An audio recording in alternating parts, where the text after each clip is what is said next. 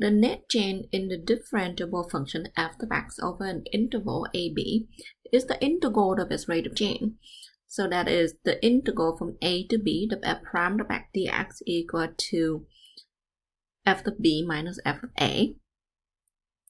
How does this relate it to the net area and the total area that we have earlier? So the net change is really just the displacement of it, right? So a particle could travel in a straight line. The particle travel from A to B. Okay.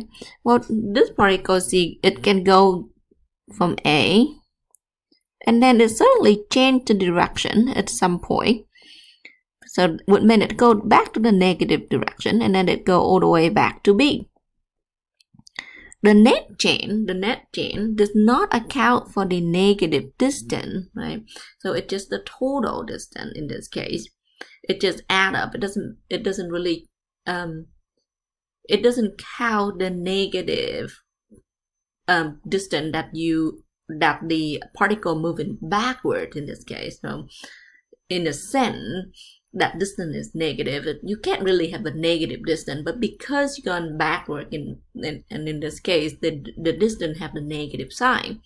So the displacement doesn't count that part, right? So that is the net change. It just shows you the displacement, show you where the particle end up, basically. Okay. So let's take a look at this example, see if we can use that to better understanding of the net change theorem.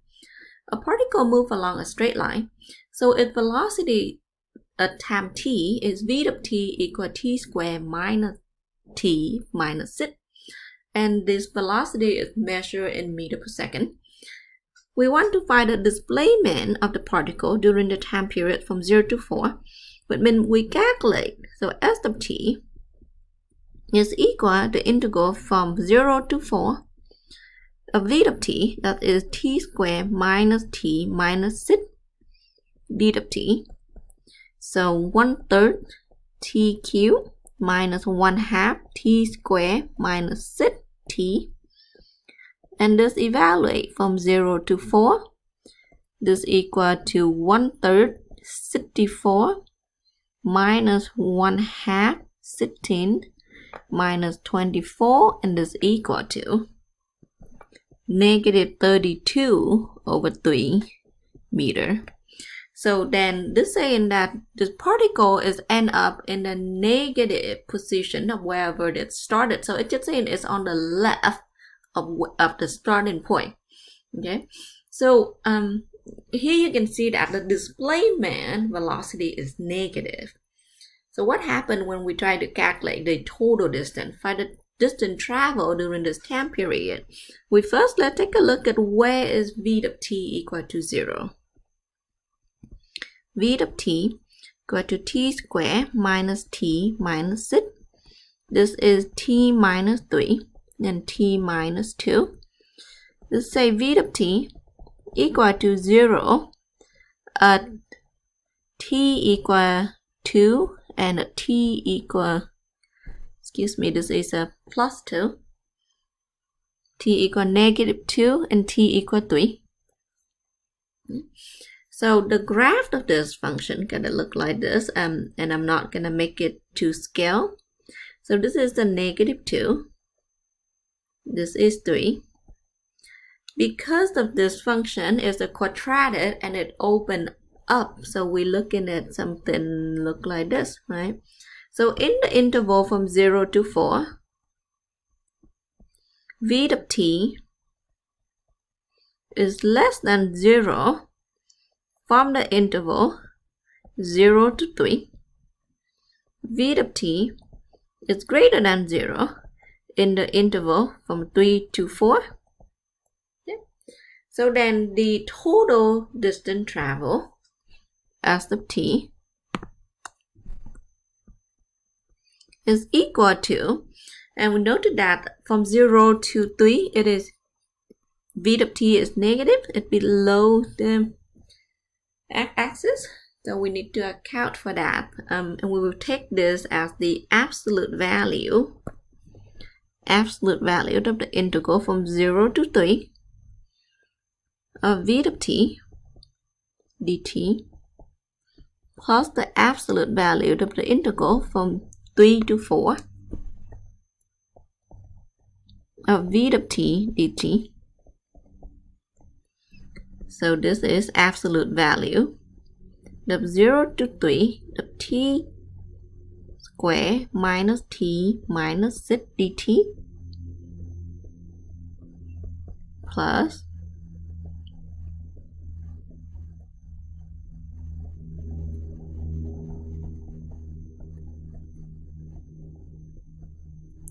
calculate this integral, we get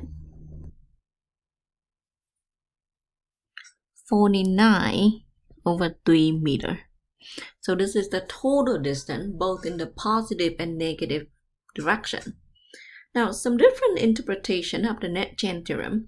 If C is the cost of producing X unit of a certain commodity, then C prime is the marginal cost. Okay, the marginal cost is the cost of producing X amount of unit. Okay. If an object with the position s of t move along a coordinate line, its velocity is v of t equal s prime of t.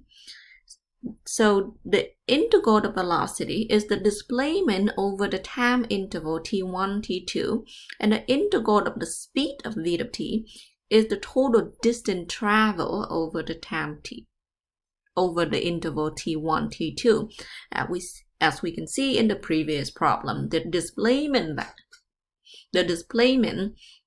distance is sometimes not the same with the total distance. Okay. Let's take a look at the total area. We want to find the total area between the region and the x-axis. So the first step we need to do is to figure out where's the function equal to 0. So y equal negative x squared minus 2x equal to 0. So we factor out negative x. So x minus x plus 2 equal to 0. So this function equal to 0 when x equal to 0 and when x equal to negative 2. These are both within the interval of negative 3 to 2. That's what we want to examine. Okay, so let's try to see this. Let's take a look at a little bit of the sketch of the graph. Or maybe, yeah, we can do that. This is the quadratic, right?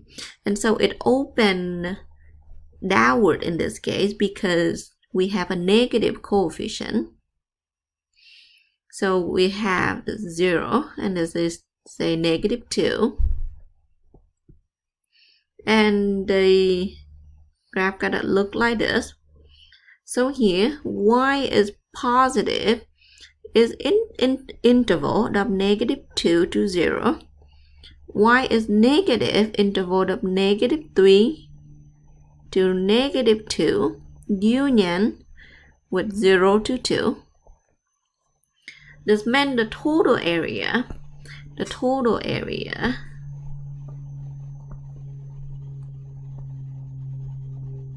is equal to the absolute value of the integral from negative 3 to 2 of negative x squared minus 2x dx plus the absolute value of the integral from negative 2 to 0 of negative x squared negative 2x dx plus the absolute value of the integral from 0, from 0 to 2, right? This is the negative part of negative x squared minus 2x dx. Yep. Calculate that, you will get your total area. Now let's take a look at side of x. Okay. So side of x, y equals side of x. In the interval from 0 to 2 pi, so this equal to 0 when x equal to 0 and when x equal to pi. Okay, psi equals 0 at x, 0 and pi. So then we will calculate the total area by splitting this into different intervals. So the graph of psi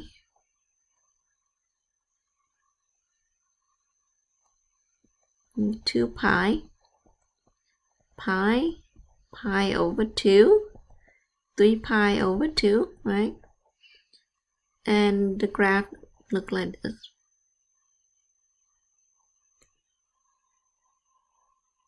Yep, that's cosine, right? Okay. So the total area would be the absolute value of the integral from 0 to pi, the sine of x dx, plus the absolute value of the integral from pi to 2 pi of sine of x dx.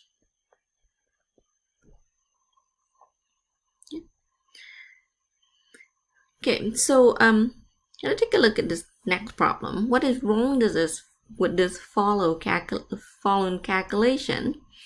Well, we say that the integral from -1 to 3 of 1 over x squared dx equal to x to the -1 divided by -1. Okay, so let's see.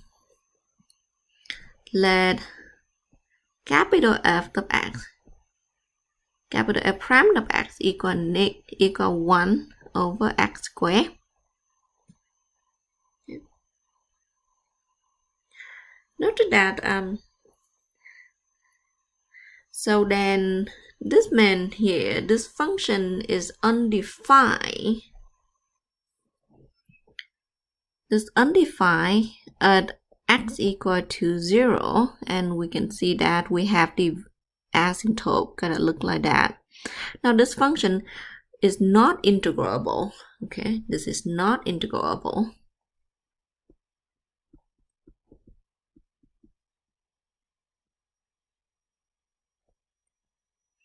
At x equal to 0. So then we can't calculate the we can't calculate this integral from -1 to 3. Okay? And that is what's wrong with the calculation. We can't even perform the calculation in the first place.